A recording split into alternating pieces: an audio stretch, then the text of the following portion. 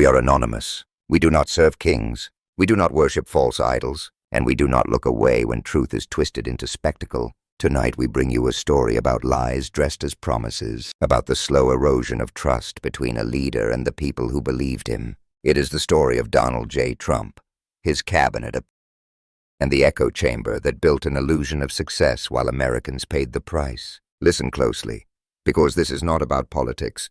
It is about accountability. Back in August 2024, Trump stood before a crowd in Asheville, North Carolina, with the confidence of a salesman who believes every word he says. Cameras rolled.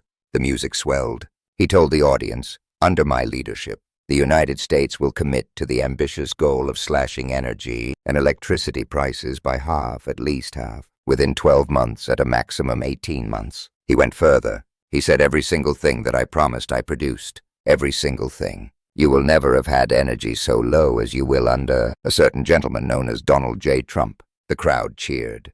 People believed him. The promise sounded bold, simple, patriotic, like relief was finally coming. Families in small towns struggling with high power. Bills thought maybe this time it would be different. But fast forward to 2025. The opposite happened. Energy bills have gone up, not down. The cost of electricity in key swing states has risen by more than 15%. Natural gas prices spiked after deregulation loosened consumer protections. Families who once hoped for cheaper bills are now paying the highest electricity rates in a decade. When pressed by reporters, Trump's Treasury Secretary, Scott Bessent, faced tough questions on national television. He appeared on ABC's This Week with George Stephanopoulos, who asked why prices were climbing.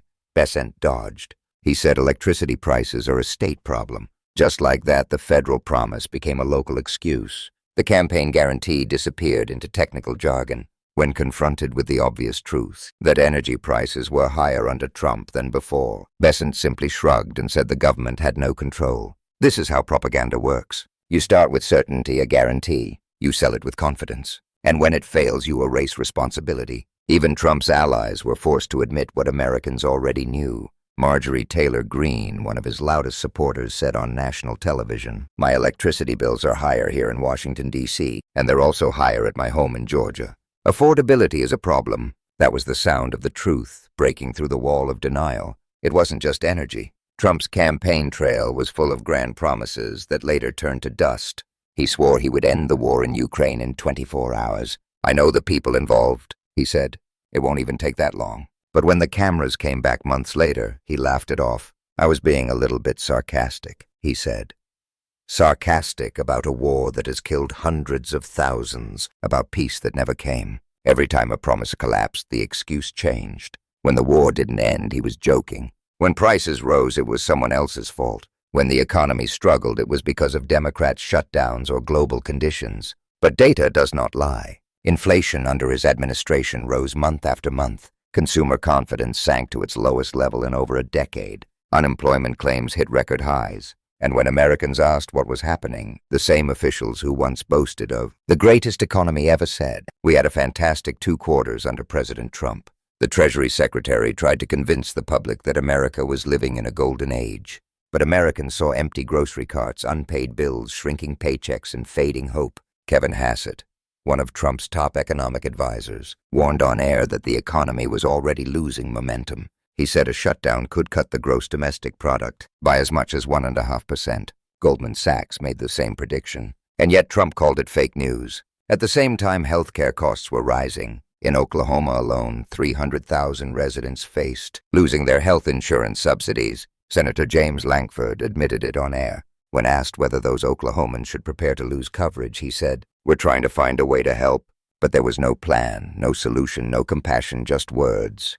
Meanwhile, Trump's Environmental Protection Agency, led by Lee Zeldin, was rolling back protections. Instead of addressing pollution or clean energy, Zeldin launched into culture war talking points saying Democrats believe in 100 genders.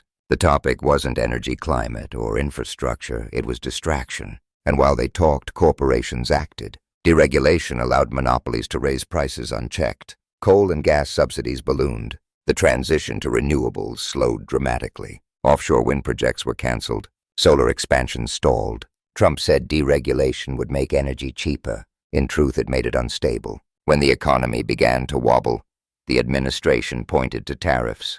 Trump claimed that his tariffs would bring in trillions of dollars. Besant later admitted, over the course of the next few years we could take in trillions. Could, not did. He added the real goal of the tariffs is to rebalance trade. But rebalancing is not revenue, it's spin. And when Stephanopoulos asked how the administration would fund Trump's promise of a $2,000 tariff dividend per American, Besant changed the story again. It's not about taking in the revenue, he said. It's about rebalancing. That's the hallmark of this regime. Never admit failure, only redefine the terms of success. Then came the aviation crisis. Transportation Secretary Sean Duffy went on television blaming the shutdown for the shortage of air traffic controllers. He claimed 15 to 20 controllers were retiring every day. But the truth was simpler and darker. Morale was collapsing because of poor management. Controllers were underpaid, overworked, and mentally exhausted. When asked by Jake Tapper how many Americans wouldn't make it home for Thanksgiving, Duffy said the number would be substantial. Behind the polite tone, the human toll was staggering. Missed holidays, delayed medical trips, canceled reunions. Every excuse, every deflection rippled outward into real lives. All of this paints a single unmistakable pattern. Every Trump promise carried the same rhythm. Declare something impossible. Repeat it until people believe it, then abandon it when it fails. Whether it was the economy, healthcare, energy, or war, the cycle never changed. Let's talk about the human side. Imagine a middle-class family in Ohio. They believed the promise. They voted for the man who said he would cut electricity bills in half. They planned their budget expecting relief. But as prices rose, so did their frustration. By winter, their electric bill was $40 higher each month. They called their utility company. They called their representative. They were told it's a state issue. And when they looked at the news, they saw officials laughing, saying everything was fine. The betrayal wasn't abstract. It was personal. It was felt in kitchen tables and empty wallets. It was felt in the silence between paychecks. Meanwhile, Trump continued to campaign on slogans. America First promises made promises kept. But those words had lost meaning. They were slogans without results, repeated to an audience desperate to believe. Behind the slogans, the economy was bleeding. Inflation outpaced wage growth. Layoffs increased. Household debt climbed. For the first time in years, Americans were borrowing just to survive. And when reality contradicted the message, the administration pointed fingers at states, at Democrats, at global conditions. That is how disinformation works. The lie never ends, it only mutates. And as the contradictions grew, the cracks inside the movement deepened. Some Republicans began whispering what they could not say on camera, that Trump's promises were becoming liabilities, that his unpredictability was sinking their credibility. But by then it was too late. In the media you could see the split forming. MAGA loyalists defending the narrative, realists trying to salvage policy. And through it all, Trump kept repeating the same line. Every single thing that I promised, I produced. But history will remember otherwise. Electricity prices rose. Inflation soared. Healthcare costs climbed. Air travel fell into chaos. And the only thing that stayed consistent was the refusal to take responsibility. This is not just about politics. It's about the social contract between leaders and citizens. A promise once made is a form of trust. Break enough of them, and the foundation of democracy begins to crumble. The question isn't just what Trump said. It's what we allowed him to get away with. It's how easily a promise became a punchline. We live in a time when lies move faster than truth, when a speech becomes a headline before anyone checks the facts. But truth has one advantage: it endures. So what happens now? The answer is simple. We remember, we replay the clips, we track the contradictions, we refuse to forget. Trump's team can keep spinning, but Americans know when their bills are higher. They know when their paychecks don't stretch. They know when they're being lied to. That's why this story matters, because it's not just about one promise. It's about every promise that followed the same path, about every voter who believed, every worker who waited, every family who hoped. When Trump stood on that stage in Asheville and promised to cut electricity prices by half, he wasn't just selling policy, he was selling trust, and he broke it.